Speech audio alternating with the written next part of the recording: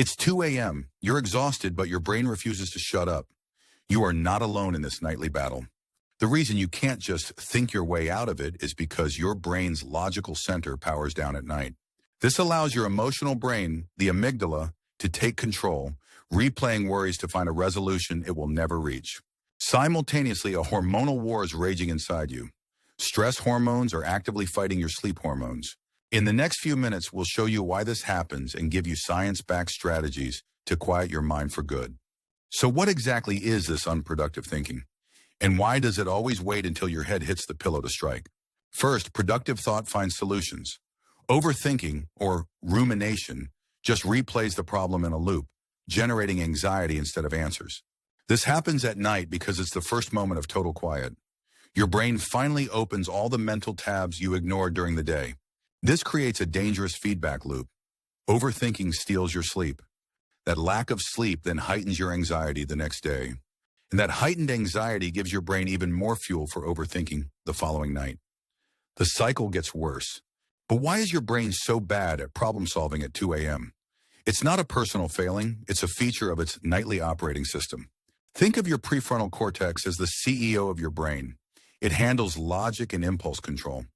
At night, the CEO goes home. This is a natural process. But when the CEO is out, the hypervigilant security guard, the amygdala, is left in charge.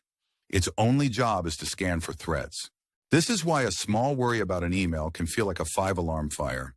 You're trying to solve problems with only the fearful part of your brain.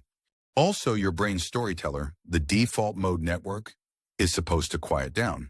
In overthinkers, it stays active, narrating your anxieties. So your brain at night is literally primed for irrational, emotional, repetitive thought. It is not the right tool for the job. Think about replaying an awkward conversation from 3 years ago. That's your PFC being offline while your amygdala and DMN run wild. Or when you rehearse a difficult conversation for tomorrow, over and over. You're attempting the CEO's work with the security guard's tool set. If this sounds familiar, your first instinct is probably to fight it. But that is the biggest mistake you can make. Science shows that trying to suppress a thought actually makes it stronger. This effect, called ironic process theory, makes the thought more persistent. Your other instinct is to stay in bed and force sleep. This is also counterproductive. It trains your brain to associate your bed with frustration. So what is the fix? The single most effective, though counterintuitive strategy is the 15-20-minute rule. If you're awake, get up. Go to another room with dim light. Do something calm and monotonous. Read a manual, fold laundry, listen to soft music. Break the mental connection. Only return to bed when you feel genuinely sleepy. This retrains your brain to understand that the bed is for sleep and only for sleep. Another strategy is a brain dump before you get into bed. Write down every single worry, task, or thought on paper. Externalize it. Or schedule a 15-minute worry time earlier in the evening. Give your anxieties a dedicated time slot so they don't invade your bedtime. Recall the overactive amygdala in chatty default mode network? The most advanced techniques don't fight them. They redirect them. Breathing exercises like the 4-7-8 method directly activate your body's relaxation response. This tells your amygdala there is no threat to analyze.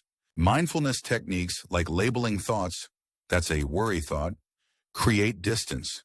You're not stopping the storyteller, just moving to the audience. Cognitive shuffling, like thinking of random, unrelated words, gives your brain a simple, boring job. It blocks rumination loops from even starting. The goal is not to silence your brain.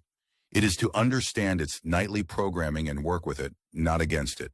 Nighttime overthinking isn't a character flaw. It is a predictable biological state. Your rational PFC is offline, and your emotional amygdala is on alert. So tonight, do not fight. Redirect. Get out of bed if you're stuck. Brain dump before bed, or just focus on your breath. Give your brain a new job.